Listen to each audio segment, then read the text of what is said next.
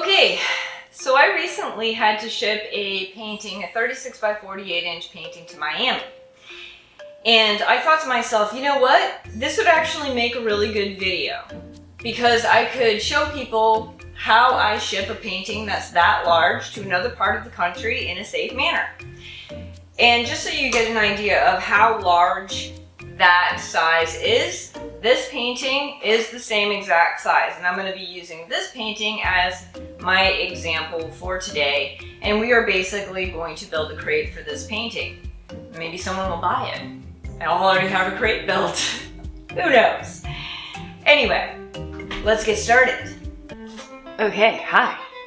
So, in order to build your shipping crate, you will need some supplies. One being 1/4 inch plywood for the top and the bottom of your crate.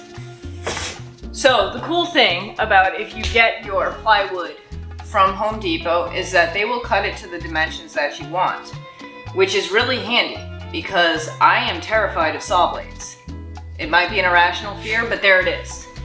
So when you get your plywood cut by that nice man at Home Depot who is always happy to help you, you want to increase the length and the width of your wood by 3 inches to your painting. So for a 36 by 48 inch painting, you are going to get your plywood cut to 39 by 51 inches because this is going to give you the exterior dimensions of your crate.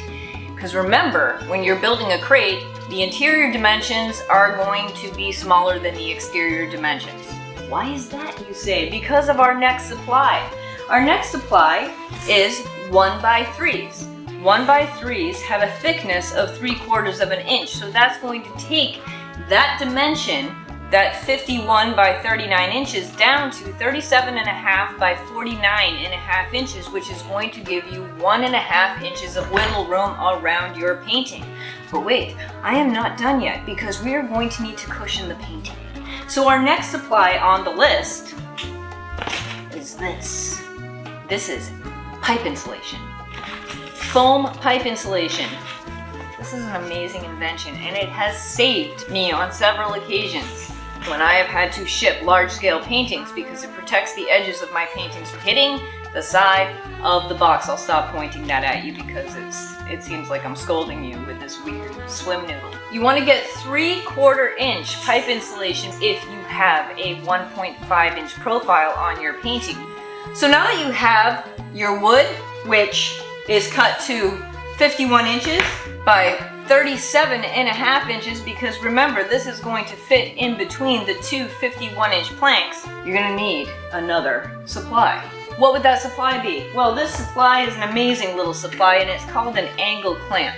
So this angle clamp is used to get your 90-degree angle on your frame, and I find it to be extremely helpful. Now, you could go blind on this, but it's actually really helpful if you're doing this by yourself and you don't have someone else to hold the wood for you. So an angle clamp is very handy, and it will be a very good investment. The next tool that you will need is a drill. Let's get started on building our crate. Okay, so using my angle clamp, my drill, and 1 1/4 inch screws, I am putting my frame together. So now that we have the frame built, we can put the bottom on. Sounds... Once you have your base aligned properly, you can start attaching it. A good rule of thumb is to drill the screws in 2 inches away from the actual corners to avoid hitting the screws holding the frame together. Then, find the center on all 4 sides so you can evenly space the screws.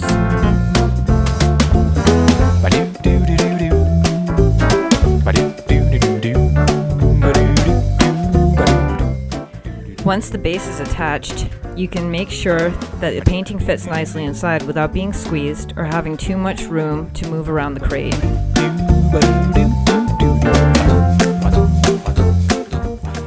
You could then cover the base with protective cushioning and the face of your painting with acid-free paper so the painting doesn't touch the bubble wrap. Then more packing material on the back of the painting, and you can repeat the same steps to attach the remaining piece of plywood.